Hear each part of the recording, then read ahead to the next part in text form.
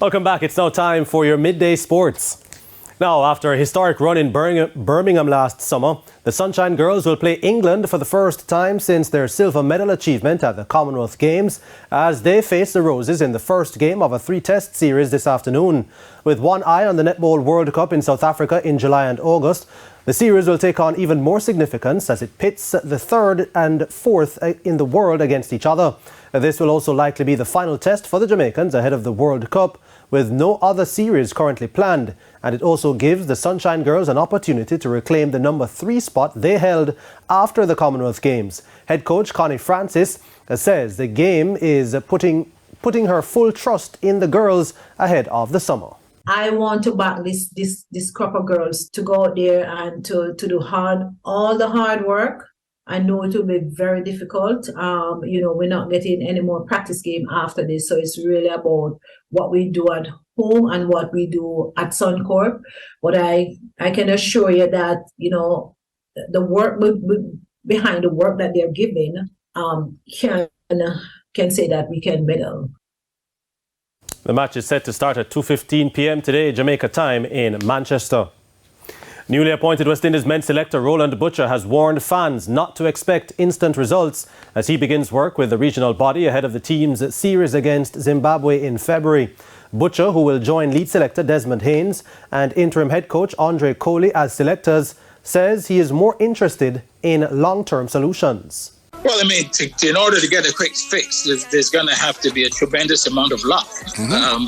It's a process. You can't just expect there's going to be a quick fix because it's not like a light switch that you just turn on and everything is bright.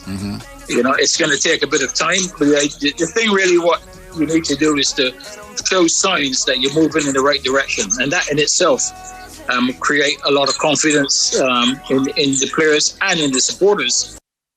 But former Jamaica and West Indies spinner Nehemiah Perry, who himself has served on the selection panel in the past, says there is a wider issue to consider.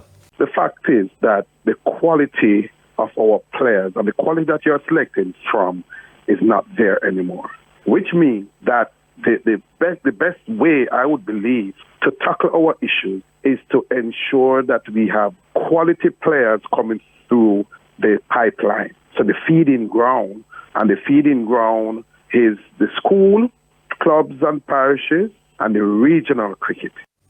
Australian fast bowler Mitchell Starc has been officially ruled out of the first test against India in Nagpur, but has still been named in Australia's 18-man touring squad for the 4-test series, which starts on February 9. Starc suffered a finger tendon injury during the Boxing Day test against South Africa and was ruled out of the third and final test of the series in Sydney.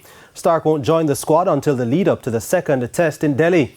Cameron Green, who is recovering from a broken finger, will travel with the squad ahead of the first test. As predicted, the selectors have named 4 spinners, including Nathan Lyon, Ashton Agar, Mitchell Swepson, and uncapped Victoria off-spinner Todd Murphy. Football now. Chelsea have signed Atletico Madrid striker Joao Felix on loan for the rest of the season for a fee of £9.7 million. Felix has also signed a 1-year extension to his Atletico contract until June 2027. Chelsea manager Graham Potter said injuries had sharpened Chelsea's focus in their pursuit of the Portugal international, with Christian Pulisic ruled out for a couple of months. And 8-time champions Manchester City will look to move a step closer to making their 5th Carabao Cup final in 6 years as they play away to Southampton in their quarter-final fixture today. City have won 4 of the last 5 EFL Cup competitions and 5 of the last 7 and are currently on one title away from joining Liverpool as the most successful club in the competition. Now, Southampton finished runners-up twice in the competition after a 2-1 win over Crystal Palace in the FA Cup. They'll be hoping to upset the favourites.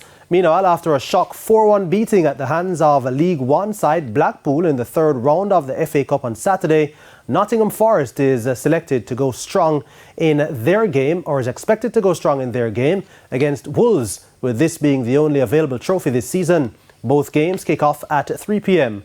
The winners of today's game will join Manchester United and Newcastle United in the semi-finals after their wins on Tuesday. And that's it then for your midday sports. O'Shane? Thanks, Jordan. And that's the Midday News. I'm Shane Masters. Join us at 7 for Prime Time News. On behalf of the news, sports, and production teams, have a good afternoon.